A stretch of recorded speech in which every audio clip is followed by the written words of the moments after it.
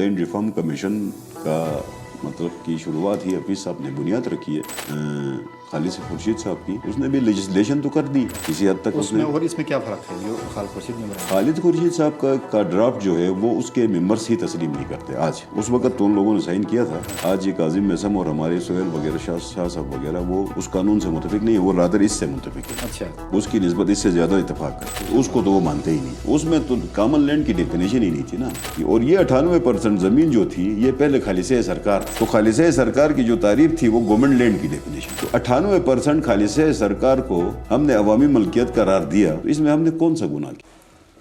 अस्सलाम वालेकुम। लियाकत अली अंजुम आपकी खिदमत में हाज़िर है। गिलगित बल्तिस्तान असम्बली से पहली मरतबा गिलगित बल्तिस्तान की तारीख़ में ज़मीनों के हवाले से जो अहम तरीन इशू यहाँ के अवाम का था वो उस हवाले से एक बिल जो है वो पास हुआ। और पहली मरतबा नो तोड़ रूल या जो खालिसे सरकार के हवाले से जो शदीद तहफ़्फ़ुज़ात अवाम में पाए जाते थे वो खालिसे सरकार का जो कानून था, जिसे काला कानून के नाम से याद किया जाता रहा है, वो कानूनी तौर पर जो है वो अब ख़त्म हो चुका है।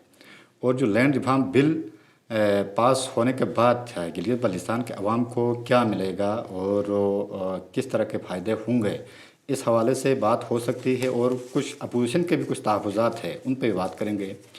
अमजद हुसैन एडवोकेट साहब हमारे साथ मौजूद है। बहुत शुक्रिया सर आपके टाइम का, क्योंकि इस एक्ट की तैयारी में जो है एक बैकबोन जो है वो आपका ही किरदार है और गवर्नमेंट का भी है। तो क्या वाकई में जो अभी आपने जो उस दिन प्रेस कॉन्फ्रेंस में भी कहा कि 28,000 मुरब्बा मील का जो मालिक जो है अवाम बन गए हैं, तो वाकई में बन गए हैं कि हम समझें? बहुत शुक्रिया अंजुम भाई, आपने इस अहम इशू के ऊपर मौका दिया। बेसिकली आपको ये समझने की ज़रूरत है कि गिलगित बल्तिस्तान का टोटल रकबा 28,000 मुरब्बा मील का एरिया है। इस वक्त जो हमारी टोटल जो आबादी है 20 लाख की या 22 लाख की, ये हमारी टोटल आबादी है 2% पे। इस वक्त जो हम आबाद हैं, हाँ, तो हम 2% पे आबाद हैं। उसके अलावा कुछ 26% ज़मीन ऐसी है जिसके ऊपर मुस्तकबिल में जाके आप आबाद हो सकते हैं, उसको रेंज लैंड कहते हैं। ठीक, रेंज लैंड। हाँ। तो ये जो 2% पे हम आबाद हैं उसमें मतलब ज़्यादातर हिस्सा जो है अभी भी बैरन पड़ा हुआ है, मतलब उसको कल्टीवेशन में नहीं लाया, आबाद करके नहीं किया।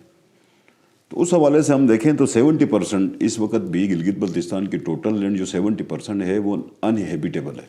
उसके लिए वो जदीद दौर में जाके कोई टेक्नोलॉजी आ गई, उस सूरत में हम अगर पानी पहाड़ों तक पहुंचा सके वो काबिल काश बनाया जा सकता है। तो उसको उस वक्त देखेंगे। आज के दौर में हम 2% पे हैं, 26% पे हम जाके मुस्तकबिल में आबाद हो सकते हैं, 70% पे आबाद नहीं हो सकते।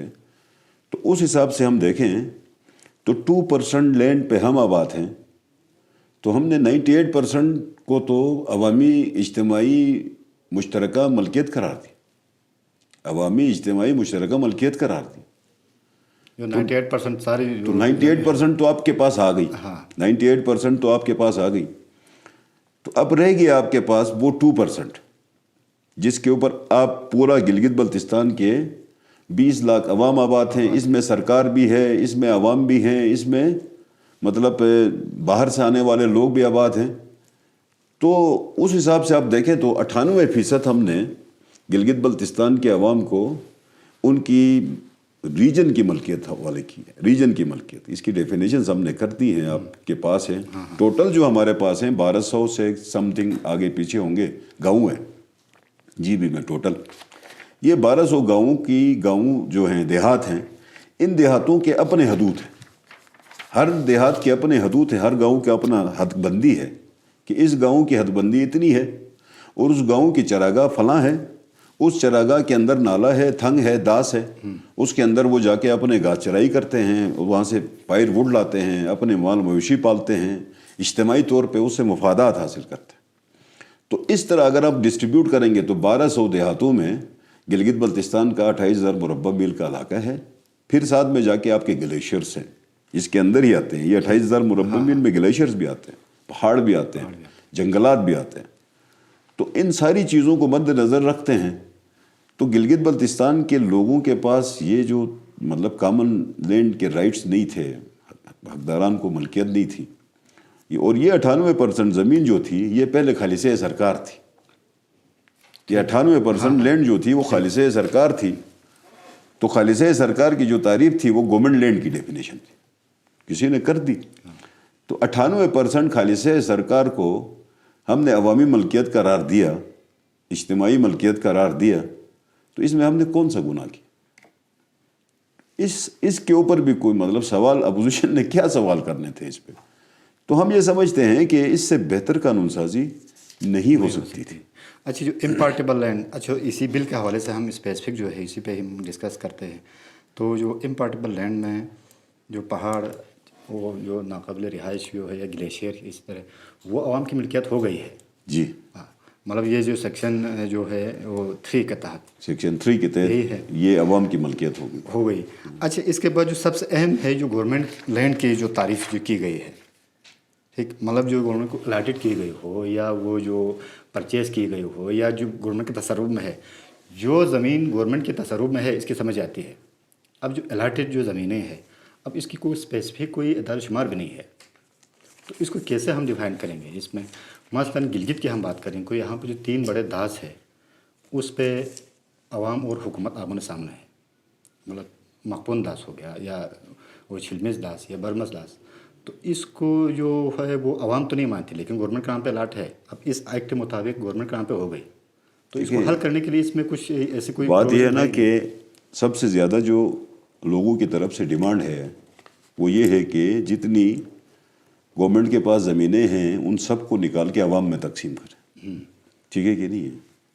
اس صورت میں اب آپ نے لیجسلیشن کرنی ہے. لیجسلیشن میں فریقین ہیں, ایک گورنمنٹ فریق ہے, گورنمنٹ ایک فریق ہے, عوام دوسری فریق. تو جہاں پہ آپ عوامی حقوق کا تحفظ کرتے ہیں وہاں پہ آپ نے حکومت کے بھی معاملات کو سنبھالنے. ایسا نہیں ہے کہ گورنمنٹ نے کوئی فرض کریں یہ جوٹیال کے اندر یہ ساری کی ساری جو ایف سی این اے کی زمینیں ہیں, یہ ایف سی این اے کی زمینیں یہ الاٹڈ نہیں ہیں, الاٹمنٹ نہیں ہے. اچھا, وہ اس زمانے میں بزرگوں نے دیا, وہاں پہ مطلب پورا ایف سی این اے بنا, اس کے اندر کنسٹرکشنز ہوئی. تو اب اس لوگ یہ سمجھتے ہیں کہ ہم نے اس کو بھی تقسیم کر کے دینا ہے. یہ نہیں ہو سکتا, یہ پوائنٹ نہیں ہو سکتا.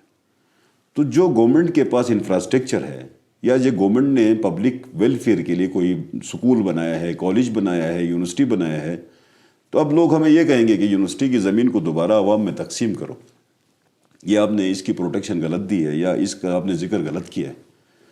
اب مطلب زمین تو بہت زیادہ, تقریباً 2000 کنال زمین ادھر کے آئی یو کے پاس ہے جو کہ ان کے قبضے میں ہے. اچھا, بلتستان یونیورسٹی کے پاس کچھ مطلب 2500 کنال زمین ہوگی, ٹھیک ہے کہ نہیں ہے, ادھر مطلب پبلک سکول کے پاس زمین ہے.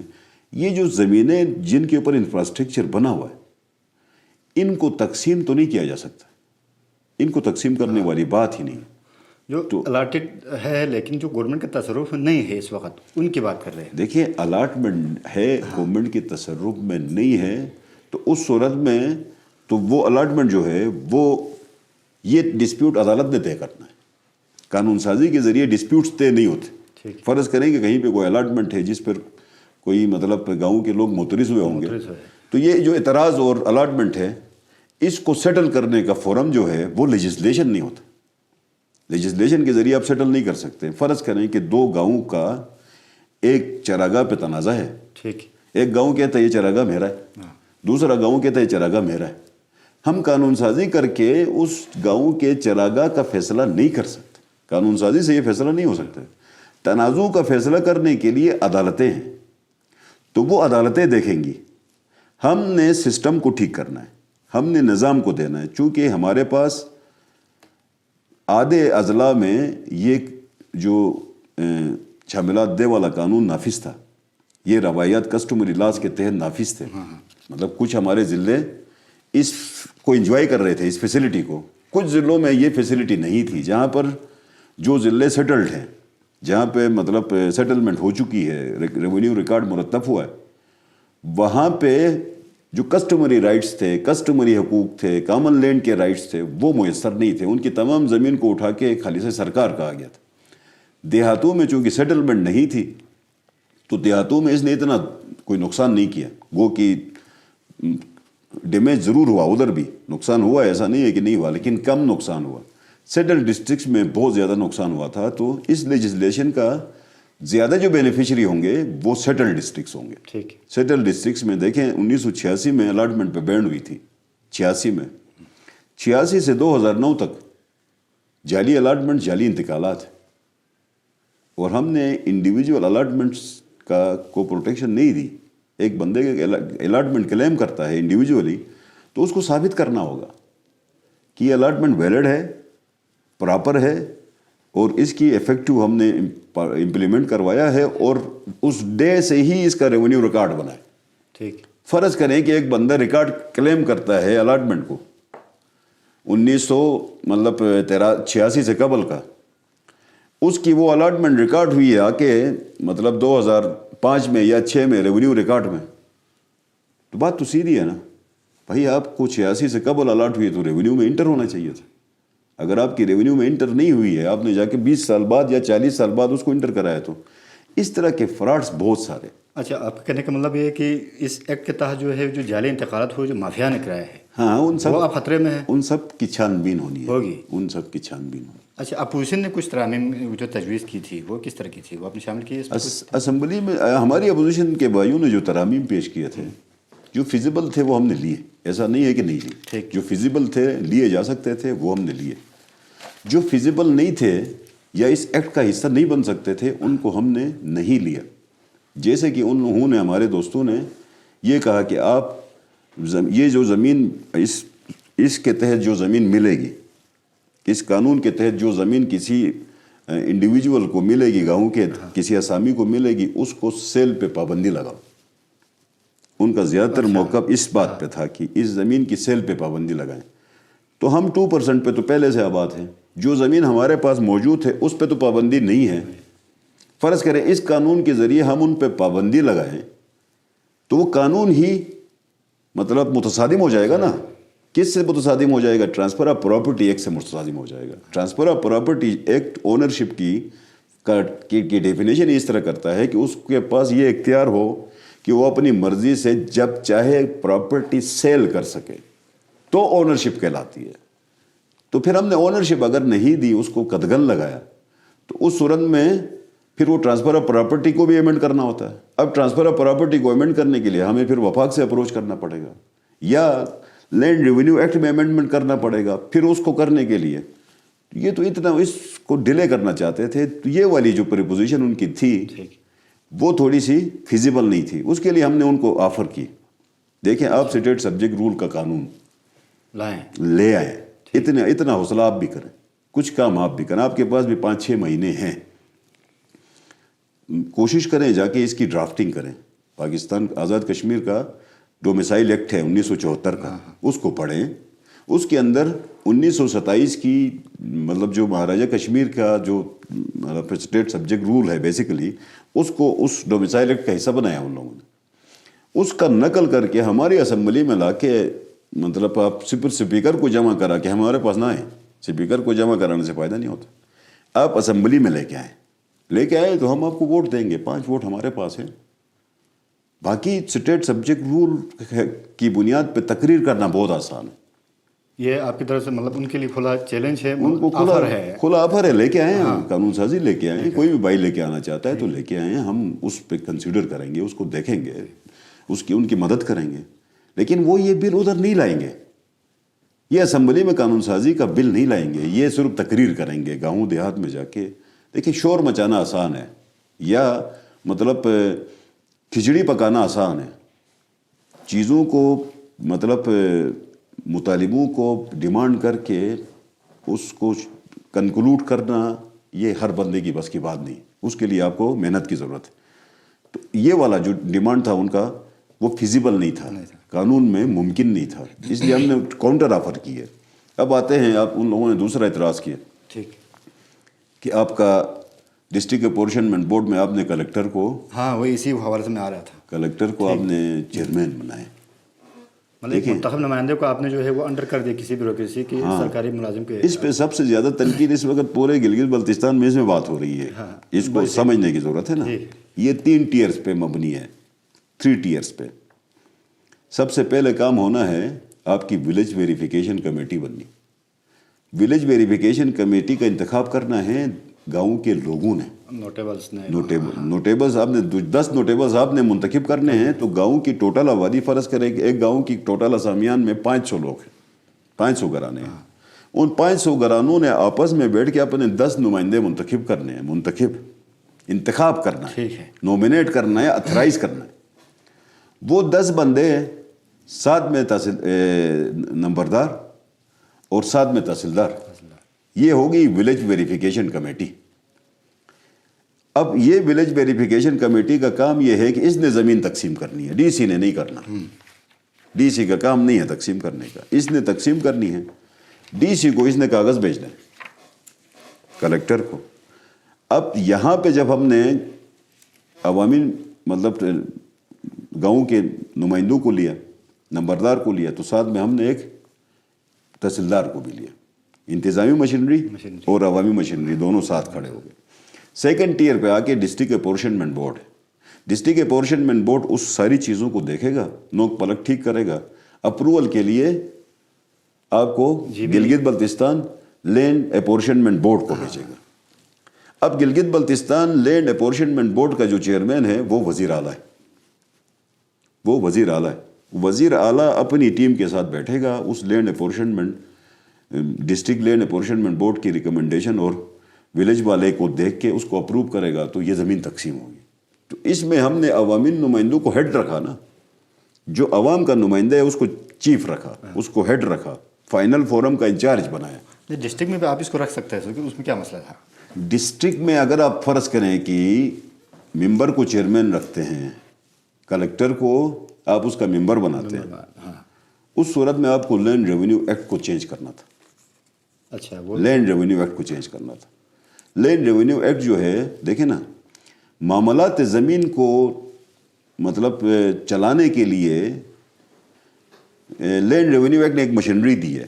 وہ مشینری پٹواری سے شروع ہوتی ہے, ایس ایم بی آر پہ ختم ہوتی ہے.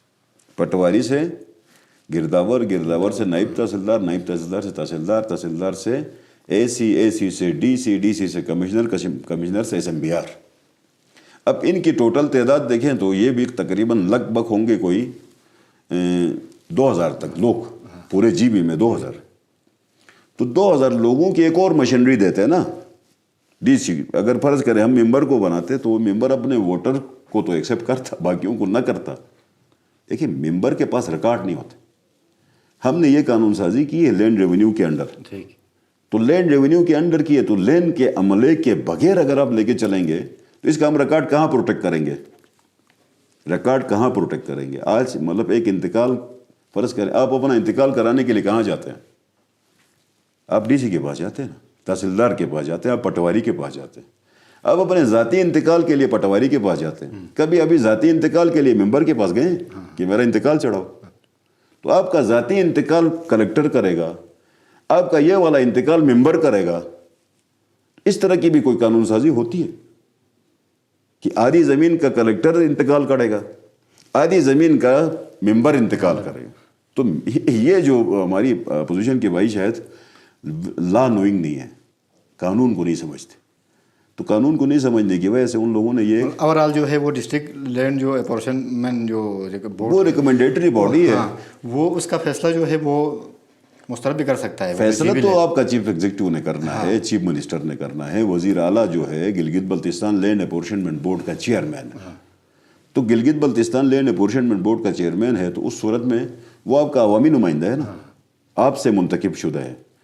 ہم نے صرف یہ تھا کہ وہاں پہ ٹیپوگرافیکل غلطی ہوئی جہاں پہ ریپ آف دی کنسرن ممبر تھا.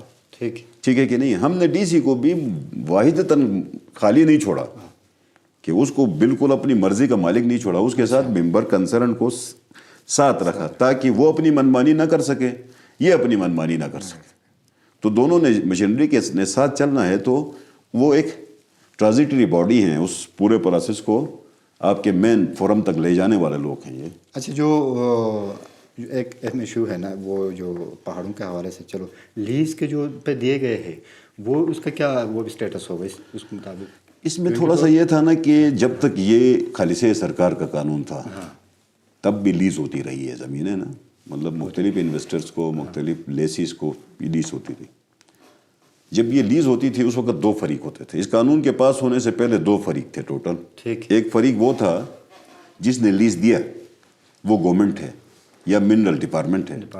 دوسرا فریق وہ ہے جس کو نام پہ لیز گئی، وہ تھا مطلب وہ جس نے بھی لیز اپلائی کیا ہے، فرض کرو ٹھیکیدار کوئی بھی ہے، ہولڈر. ہاں ٹھیک ہے کہ نہیں ہے، لیز ہولڈر ہے.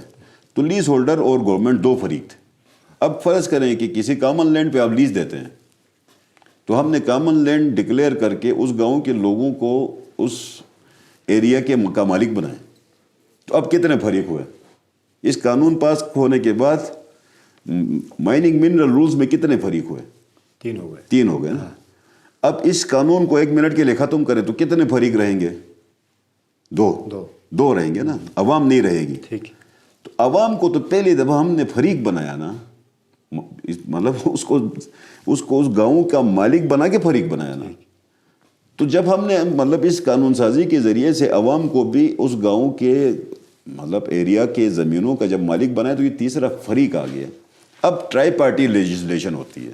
اگر مائننگ منرل رولز پہ ہم جائیں گے اس میں بھی کچھ ترمیم کرنا پڑے گا ایکٹ کے آنے کے بعد؟ نہیں، دیکھ ترمیم کی ضرورت نہیں ہے سر، ترمیم کی ضرورت نہیں ہے. لیکن ہم نے یہاں سے اس قانون کے ذریعے سے حقوق دیے. دیکھیں ان کو ان کی ولیج ویریفیکیشن کمیٹی بنائی، 10 بندے. ان 10 بندوں نے طے کرنا ہے نا انویسٹر کے ساتھ کیا طے کرنا ہے. ان لوگوں نے طے کرنا ہے اس کے ساتھ کیا سودا طے کرتے ہیں، وہ ان کی مرضی ہے.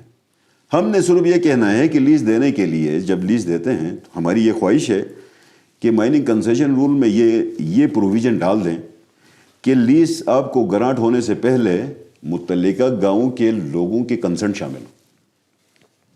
کنسنٹ شامل ہوگی تو لیز کام کرے گی نا. کنسنٹ شامل نہیں ہو تو ابھی تک آپ نے 100 لیز دیے ہیں، آپ نے 1000 لیز دیے ہیں لوگوں کو. کسی لیز پہ کام ہو رہا ہے؟ نہیں ہو رہا ہے. لوگ کام کرنے نہیں دیتے. تو لوگوں کی تو اپنی رائے ہے، چونکہ پہلے تو اختیار نہیں تھا پھر بھی لوگ رجسٹ کرتے تھے. اب تو باضابطہ اختیار آ گیا. اس صورت میں لوگوں کو آپ کو آن بورڈ کرنا پڑے گا. تو دنیا کے اندر جو دنیا نے قوموں نے پراگرس کیا نا، جن قوموں نے پراگرس کیا اس نے اپنی کمیونٹی کو آن بورڈ کر کے پراگرس کیا. کمیونٹی جتنی آن بورڈ رہے گی اتنی چیزیں سموتھ ہوتی ہیں. تو ہم نے کمیونٹی کے رائٹس پروٹیکٹ کیے. ٹھیک ہے. اچھا، ایک آخری وہ جس پہ سوالات جو اٹھائے جا رہے ہیں، مطلب اس میں ایک لیگل ٹرمس ہے کہ بونافائڈ جو انڈیمنیٹی آخری متفرقات میں انڈیمنیٹی والا، ہاں اس میں یہ ہے کہ آپ اینی آفیسر مطلب کوئی اتھارٹی جو ہے وہ کوئی چیلنجیبل نہیں ہے ان کا جو فیصلہ. تو اس کو آپ کیا کس طرح ڈیفائن کریں گے؟ مطلب کوئی اتھارٹی یا آفیسر؟ انڈیمنیٹی کی پروویژن ہر قانون میں ہوتی ہے. اچھا، انڈیمنیٹی کی ذرا معنی سمجھنے کی ضرورت ہے. وہی ہے معنی سمجھنے مگر لیگل ٹرم میں جو ہے وہ کس طرح؟ میں اس کی چلو میں آپ کو سلیس میں اس میں چونکہ وکیل ہوں تو میں سمجھانا آسانی ہوتی ہے. ایک جج صاحب سیشن جج ہے، اس نے ایک ملزم کو سزائے عمر قید کی سزا دی. اس کے خلاف اپیلیں ہوتے ہوتے سپریم کورٹ سے فیصلہ ہو گیا. فیصلہ ہونے تک شاید اس نے 15 سال جیل کاٹے تھے. کاٹنے کے 15 سال لگا اور سپریم کورٹ نے اس کو بری کیا. سپریم کورٹ نے جب بری کیا تو اب اس ملزم کے ساتھ 15 سال اس نے جیل کاٹی ہے. اس جیل کی سزا کی بنیاد پر سیشن جج کے خلاف سو نہیں کر سکتا ہے کہ آپ کے فیصلے کی وجہ سے مجھے 15 سال نقصان ہوا کہ سو نہیں کر سکتا ہے. اس کو انڈیمنیٹی کہتے ہیں. اچھا، مطلب اس کا فیصلہ جو ہے وہ نیگنیتی سے ہی کیا تھا. ہاں. اب مطلب آپ کا کلیکٹر کوئی فیصلہ کرے گا، فرض کرو کہ 4 بندے آتے ہیں، وہ کہتے ہیں کہ ہم اس گاؤں کے پشتنی باشندے ہیں، مجھے اس فہرست میں شامل کرو. تو اس کی اپیل سن کے کلیکٹر مسترد کرتا ہے تو وہ عدالت جاتا ہے. عدالت میں جا کے 2 سال 3 سال لگنے کے بعد وہ عدالت یہ کہتی ہے کہ ڈی سی کا فیصلہ غلط تھا، ہم نے اس کو پشتنی باشندہ ڈکلیئر کیا. کہا تو وہ واپس آئے گا. آگے جب ادھر آ جائے گا تو وہ یہ نہیں کہہ سکتا ہے کہ آپ کے فیصلے کی وجہ سے مجھے 2 سال تکلیف اٹھانی پڑی، مجھے اتنا پیسہ نقصان ہوا ہے، اب مجھے یہ پیسے دے دو کہ عدالت میں جا کے سو نہیں کر سکتا. اس کو انڈیمنیٹی کہتے ہیں. ٹھیک मतलब उसने नेगनेती से फैसला किया था, उसके फैसलों की बुनियाद पर उसके खिलाफ कोई मुकदमा नहीं हो सकता, मुकदमा नहीं हो सकता, मुकदमा नहीं हो सकता, लेकिन उसका फैसला चैलेंज हो सकता है। फैसला चैलेंज हो सकता है, मुकदमा नहीं हो सकता है। अच्छा, आखिरी सवाल है, टाइम भी आ गया, तो हफीज़ साहब जो है वो ऑन बोर्ड थे इसमें?